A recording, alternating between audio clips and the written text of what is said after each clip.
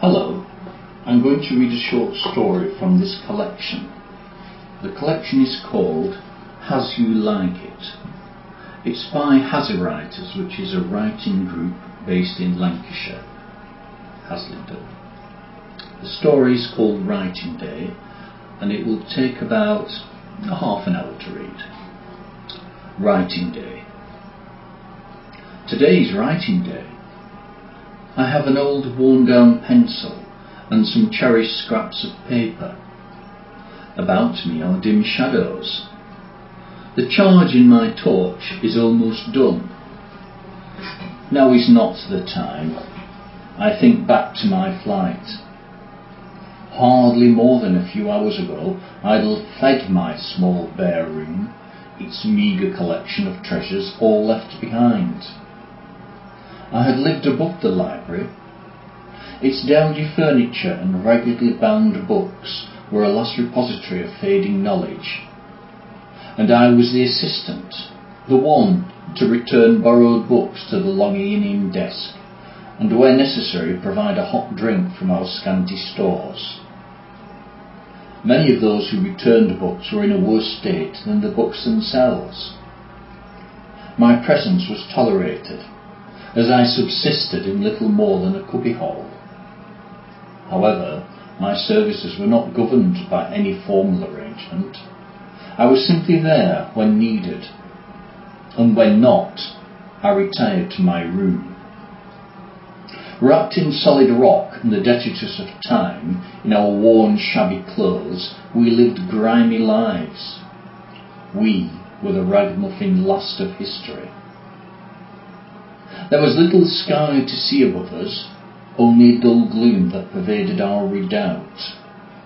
Inside our broken-down buildings the gloom intensified, and was broken only on occasion by feebly glowing light strips.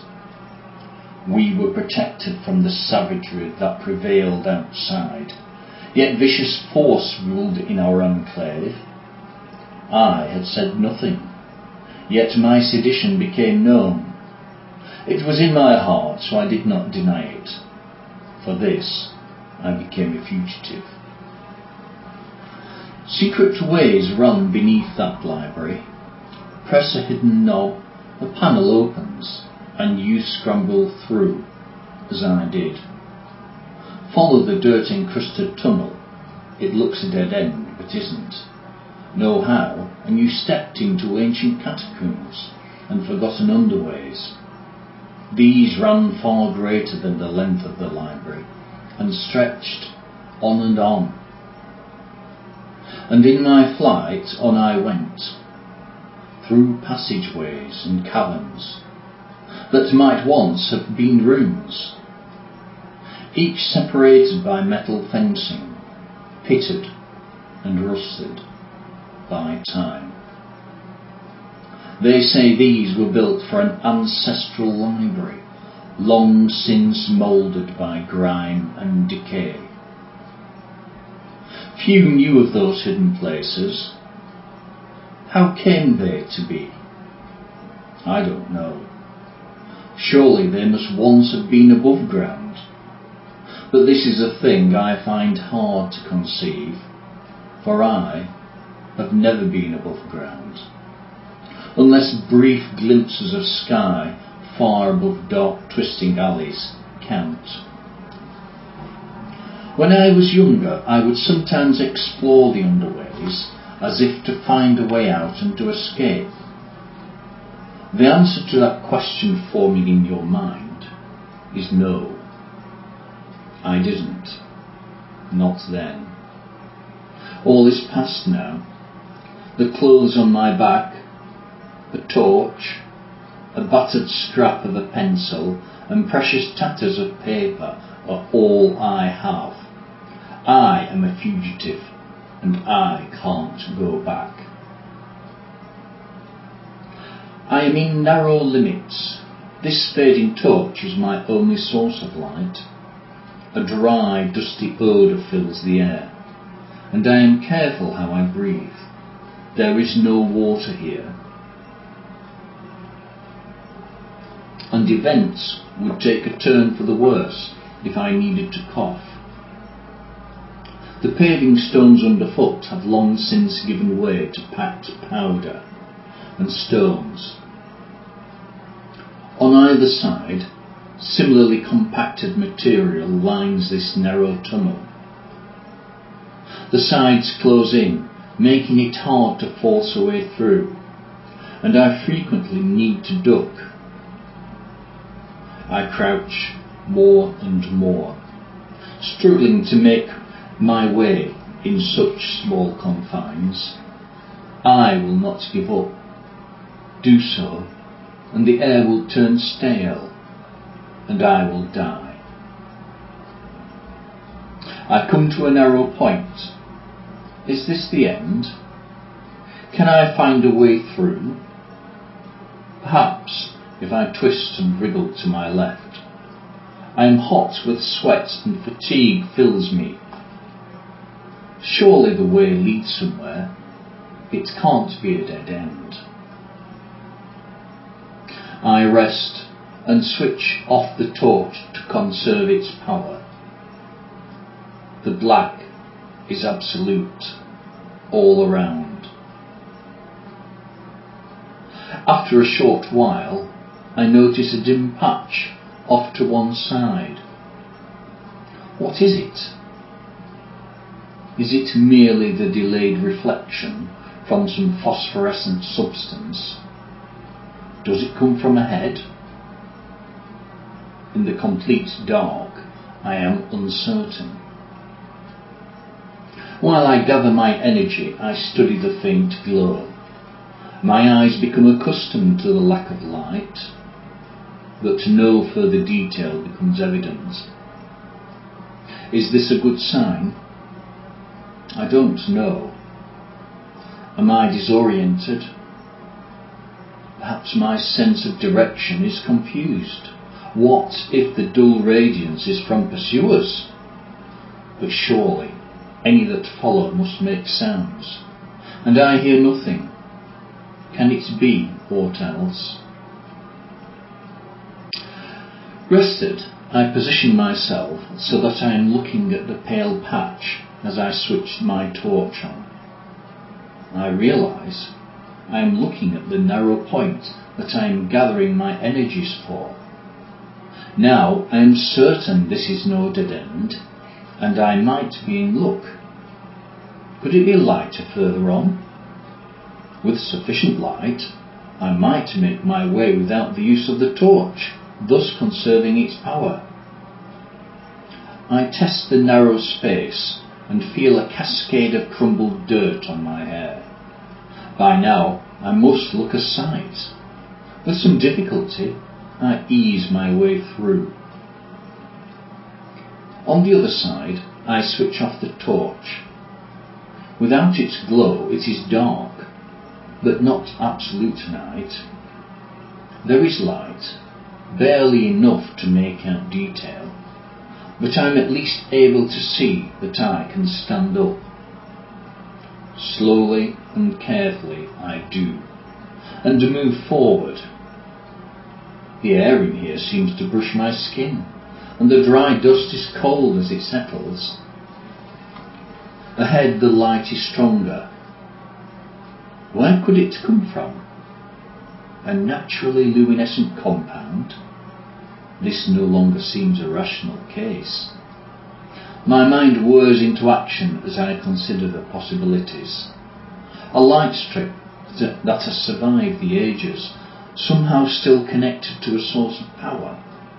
Light from the mythical surface that has somehow refracted its way to these subterranean climes. Could it even be another enclave? The last seems highly unlikely. We have long known that we are the last civilized redoubt. I say we, but I am now separated from my fellow man. Are they of my kind? Yes. Yet our ways have parted. I no longer live among them. Separated from them, I may no longer share in their ways. Am I one of them? No. Not anymore. So are they we, or are they? This isn't a time to think. A false move, a poorly placed foot would send me sprawling. Injury here could be ruinous. Each footfall now is cautious. I adapt to the new lower level of light. My progress settles into a slow but steady rhythm. There is stronger light ahead. I can now make out a contour, outline. The side of the tunnel as it veers to the left. Further on, the uneven textures of the far tunnel wall are dimly visible. I move forward. Once beyond this bend, I feel the air brush against my skin. It is lighter here. The tunnel is straight for some yards, then bends back to the right. Compacted dirt, stones and other hard debris lines the sides. In places, discoloured patches suggest corroded metal or degraded plastics. Shadows on the ground stream from a similar blend of debris and stones. The next bend in the tunnel is close, limned by steady rays of light whose cause is still hidden. The illumination is bright, and I wonder at its strength. Is it from a light strip? If so, it must use as much energy as 20 of those in our, or their, sanctum. Who can squander so much power? Ready to press on, I pause. Perhaps I should be cautious. It might be that I no longer need my torch, but I can't be sure. I judge it wise to double back and hide it near to where I wriggled through. I return to investigate the source of light. Motes of dust dance in its rays. They sparkle as they drift. I'm as quiet as I can possibly be. It is cold, and a fine dusty powder coats me. The top of the tunnel is now much higher than my head. My clothes are scuffed, and my hands are streaked with grime. The tunnel bends right gradually. I follow its shape and wonder if the light marks a long-lost enclave of civilization, one that I have found. If I have, will I find them to be more advanced? Will I be accepted? I hope they have a library. Libraries are all I know, and I am quite knowledgeable about handling books. Maybe they have a broom cupboard or a little cubbyhole near the booking-in desk where I might stay. Such thoughts are soon put aside. I look into the light, and I am caught off guard. The tunnel has collapsed. It comes to a dead end, and in parts is filled with debris. The dead end is the source of light, too bright to look at directly. On either side of me, the textures of the passage are in sharp relief, from which shadows pour away. The dead end isn't total. Rather, there is a narrow gap leading to an irregularly shaped aperture which emits strong light. I feel gentle eddies of air on my skin and hear a soft susurration of sound. Both originate from the opening. The next section must be incredibly bright. My eyes adjust. Is the source a light strip? It doesn't make sense. Could it be a tunnel? My guess is a large chamber. Can I clamber through the opening? I resolve to try. It isn't far, so I press on. The floor is uneven, and the tunnel quickly narrows. The ceiling closes in on my head. To make progress, I go on all fours, and then half scramble, half crawl, all the time shielding my eyes from the light. I have reached the aperture. It is compassed by immense shaped stones. They could almost be man-made, between which lies compacted debris and fragments of what is clearly corroded metal. The light from ahead is now almost blinding, but at least I can make out the jagged and splintery fragments that, should I go on, would rip and tear my clothing. Or me. I get to the task. Particles of grit are repeatedly disturbed by my passage. They fall onto my hair and past my eyes. I hope that things don't collapse onto me. Soon I have bashed both knees and my back is bruised. After much effort, I force my way through. My brow is smeared with perspiration, but it is the least thing to consider. The light is appallingly bright. I don't think of looking anywhere but down, so my eyes drink in a large pile of rock and stone, a mound of which I am in fact part way up. My head hurts with the light, but it is clear that I am in a vast place, so large in fact that it has its own air currents. I feel them brush against me. I shut my eyes and let the sweat dry. Even shut, the light pounds against them. The susurration has grown, and yet sound seems strangely dull. When I open my eyes again, things are clearer. They have adapted. I am on a pile of masonry and other, less determinate debris.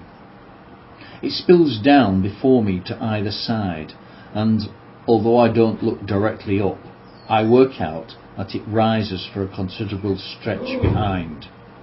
Better pause here.